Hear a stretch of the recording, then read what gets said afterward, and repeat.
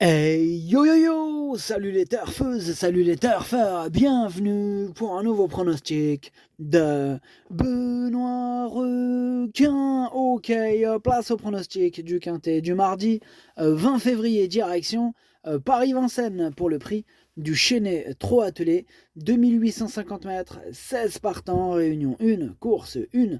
Alors il y a un rendement de distance de 25 mètres à partir du numéro 9 et l'indice de confiance c'est 3 sur 5. Petit retour sur le quintet du lundi 19 février, c'est le 11 qui a joué les troubles fêtes. Et le 11 c'était qui? C'était lui le chef et le capitaine de ma petite liste des possibles casseurs. Deux tickets repérés, je vous avais dit attention. La veille, c'était encore le chef qui casse. Il se la donne, mes chefs et capitaines. Ah, je vous avais prévenu. Ah, le 11. Bref, c'est parti, on commence le pronostic et on commence avec le numéro 1, Hold Up du Dijon. Et on écoute l'entraîneur Thierry Raffjo.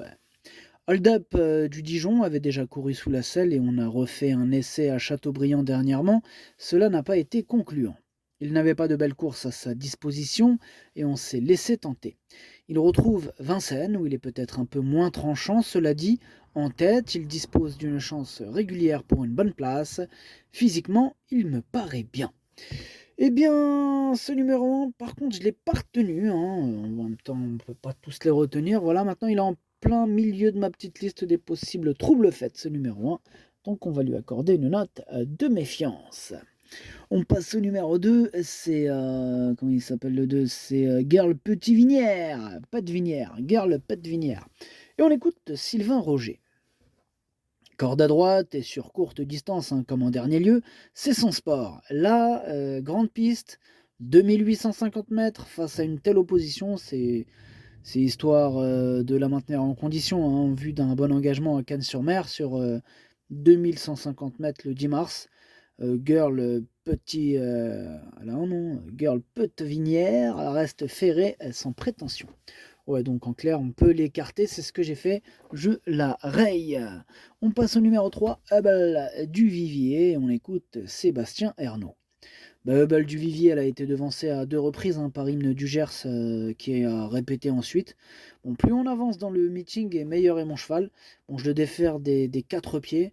Là, je craignais l'élimination avant coup. Bon, il dispose d'une très bonne chance à ce niveau. Il y a de l'opposition derrière, mais le mien, il peut trotter une 12 en tête. J'envisage la victoire. Il parle de victoire, il est super chaud, Sébastien Ernaud. C'est possible, il peut gagner cette course. Voilà, là, ça serait une question de parcours. Moi, je ne l'ai pas mis en tête. Je l'ai mis quatrième, mais c'est déjà bien. On enchaîne avec le numéro 4, Harmonista, et on écoute Franck Nivard. Harmonista a fait toutes ses courses, mais elle est souvent malheureuse, comme la dernière fois. Elle méritait d'en gagner une cet hiver. Bon, ici, c'est la même catégorie qu'en dernier lieu. Bon, je pense qu'on peut encore compter sur elle pour être dans les 3-4 premiers. Bon, elle est mieux en courant caché, surtout à ce niveau-là. Eh bien, moi, il me plaît bien ce numéro 4, lui aussi, et je l'ai mis cinquième. On passe au numéro 5, Domino Dovrossi. On n'aura pas les commentaires de l'entraîneur. En même temps, c'est qui l'entraîneur? C'est Junior Guelpa. Il n'est pas parti pêcher. Lui, il joue aux cartes. Donc, il s'amuse. D'ailleurs, il s'amuse aussi avec les émoticônes. Il en met des rouges, des oranges, de toutes les couleurs, mais jamais celui qu'il faut, évidemment. Évidemment, sinon, c'est pas marrant. Sinon, ça s'appelle plus un jeu. Et oui, il s'éclate. Bon, bref, Junior Guelpa, attention à lui, avec ses faux émoticônes. Voilà, lui, je l'ai retenu. Il devrait avoir une petite cote sympathique. Je l'ai gardé en bout de combinaison. On passe au numéro 6. C'est Harry Carizé. On écoute Jacques-Étienne Tué. Comme Harry Carizé avait fait une grosse saison, qu'il avait eu des petits soucis, bon, on a fait l'impasse sur le meeting d'hiver. Bon, là, il paraît revenir à son bon niveau. Il est très bien, mais ce n'est pas un objectif. En principe, on va courir sage et essayer de bien finir. Bah, il n'est pas totalement hors d'affaire. Il peut terminer cinquième au mieux. Cinquième au mieux, nous dit-il. En tout cas, ce numéro 6, moi, je ne l'ai pas retenu. On passe au numéro 7, c'est Forban, et on écoute Jean-François Senet. La dernière fois, à Lyon-la-Soie, Forban courait plutôt bien. Bon, 25 mètres, cela n'était pas une tâche évidente. Il est bien, mais à Paris, cela a toujours été un peu difficile pour lui. Je profite de ce bel engagement pour l'entretenir en vue de la province. On va courir côté corde. Il n'aura pas une tâche facile. S'il pouvait accrocher une 5e ou 6e place, on ne s'en priverait pas. Eh bien, ce numéro 7, lui, par contre, lui non plus, je ne l'ai pas retenu. Mais il est quand même à l'arrière de ma petite liste des possibles troubles faits. On passe au numéro 8, Gilles Moore, et on écoute Daniel Delaroche. En dernier lieu, lors de son retour aux montées, Gilles Moore n'était pas dans le collier. Bon, il sort beaucoup à la balade chez nous et a cru qu'il était à la détente. On réessayera une autre fois. La fois d'avant, c'était bien. S'il répète ce chrono, il ne devrait pas être très loin, hein, avec un parcours caché. Bon, cela dit, nous avons été embêtés par le gel et il faut voir si cela ne va pas jouer en sa défaveur. Eh oui, évidemment. En tout cas, ce numéro 8 m'embête un peu. C'est lui mon gros regret. C'est lui mon cheval de complément en cas de non partant. Attention, possible cassage en vue. On passe au numéro 9, Hidalgo Denoé, et on écoute Stéphane Provost. Hidalgo Denoé a encore très bien tenu sa partie, hein, dans le prix de Munich, même s'il s'est contenté d'une petite place. Avec ses gains, il ne rencontre pas de tâches faciles, il va encore mettre son cœur sur la piste, hein. Il est sérieux et en pleine forme. On rend la distance, mais en venant sur les autres, après une course cachée, il peut compléter l'arrivée pour une petite place.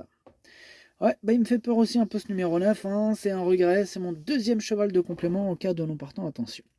On passe au numéro 10, Orchestro, et on écoute Guillaume Richard Huguet.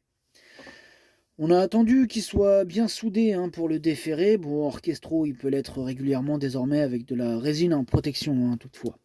À Agen, il court de première après s'être rapproché à un tour du but. Il n'a rien lâché. L'opposition est de qualité, mais il peut rivaliser à ce niveau, hein. Il aurait fini plus près dans la finale du Grand National du Trot avec un meilleur parcours. Il peut accrocher une belle place. Il peut accrocher une belle place, nous dit Guillaume Richard Huguet. En tout cas, moi, ce numéro 10 me plaît beaucoup. Il fait partie de mes préférés. Je l'ai mis 3e. On enchaîne avec le numéro 11, Derby du Dollar. Et on écoute Stéphane Provost. Derby du Dollar, il a pas de réclamé pour le moment à sa disposition, hein. C'est la raison pour laquelle je le présente ici. Face aux 7 ans de ce niveau, ses chances sont très limitées, hein. Bon, il vaut mieux le revoir dans une catégorie inférieure. Ouais, ça semble très difficile pour ce numéro 11 de terminer à l'arrivée. En tout cas, ce numéro 11, moi, je ne l'ai pas retenu. On passe au numéro 12, c'est Galiléo Bello, et on écoute Madame Anne-Françoise Donati Marcillac. En dernier lieu, c'était une semi-rentrée et on a été très satisfait, hein. Galiléo Bello a très bien fini dans une course sélective. Il était un peu loin car on n'a pas voulu trop forcer vu qu'il n'était pas tout à fait affûté. Il est monté là-dessus, il a très bien travaillé. On devrait courir un petit peu plus offensif. Cela dit, l'engagement n'est pas idéal aux 25 mètres et avec les haches. Ouais, moi il me plaît bien malgré ça, ce numéro 12. Je l'ai gardé, mais plutôt en bout de combinaison, hein. Faut pas abuser non plus. On passe au numéro 13, Fine Pearl of Love, et on écoute Emmanuel Varin. Fine Pearl of Love a bien encaissé ses courses aux montées, dont le prix Jacques Andrieux, hein. L'épreuve était vraiment très sélective. Elle a fait son possible. Dans cette épreuve, sa tâche n'est pas plus évidente. Elle rend la distance à des jeunes capables de trotter une 12 et aura des sérieux clients à son échelon. Bon, physiquement, elle est opérationnelle, hein, mais cela s'annonce très difficile de rivaliser. Alors, ce numéro 13, je ne l'ai pas retenu, mais attention, c'est lui qui occupe la fameuse place. Eh oui, c'est lui mon chef, c'est lui le chef, hein, et le capitaine, hein, de ma petite liste des possibles casseurs de tickets repérés. Donc comme la veille, hein, comme lundi, comme dimanche, attention à mes capitaines, hein. Le capitaine aujourd'hui, c'est le numéro 13, attention à lui. On passe au numéro 14, Gendréen, et on écoute Laurent-Claude Abrivard. Gendréen s'est retrouvé parqué dans le prix de Langeais, puis trop loin pour venir jouer un très bon rôle, hein. Depuis, il me paraît bien. Bon, pour autant, il n'est pas dans le même état de forme qu'à l'occasion de la finale du Grand National du Trot. Là, on rend la distance et il affronte les jeunes. Il va falloir un déroulement favorable. Il est compétitif, hein, mais avant tout pour une place. Ouais, mais il me plaît bien. Moi, ce numéro 14, j'y crois, hein. Je l'ai mis 6e avec un bon parcours. Attention à lui.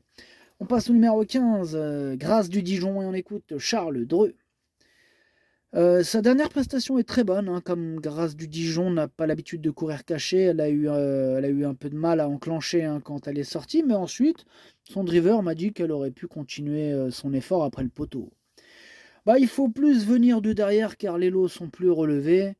Il faut que cela se passe bien aux 25 mètres. Sa place est dans les 3 premiers. Super chaud, Charles Dreux avec ce 15. D'ailleurs, c'est une première chance. Fait partie de mes préférés. Je l'ai mis très haut moi aussi. Je l'ai mis 2e. Et on termine donc avec le numéro 16, Gamin Jabba, et on écoute Jean-Michel Bazir. On avait visé la finale du Grand National du Trot, dans laquelle le déroulement n'a pas été à son avantage. Ensuite, Gamin Jabba a couru honnêtement, sans plus. Dans le prix de Langeais, il a été très bon, en emmenant le wagon de 3 avant de soutenir son effort, jusqu'au bout. Là, il découvre un engagement similaire dans la foulée et retrouve quasiment les mêmes. Hubble du Vivier est à battre, mais je vise le podium. Eh bien, ce numéro 16, c'est tout simplement lui mon préféré, et je l'ai installé en tête. Le pronostic, ça donne 16, 15, 10, 3, 4, 14, 12, 5. Merci d'avoir suivi cette vidéo. N'hésitez pas à mettre un pouce bleu si la vidéo vous a plu. Pour accéder à tous mes tickets pour la course du Quintet, rendez-vous directement en description de la vidéo. À jouer avec modération. Bonne chance. Chopez-le moi. Ciao.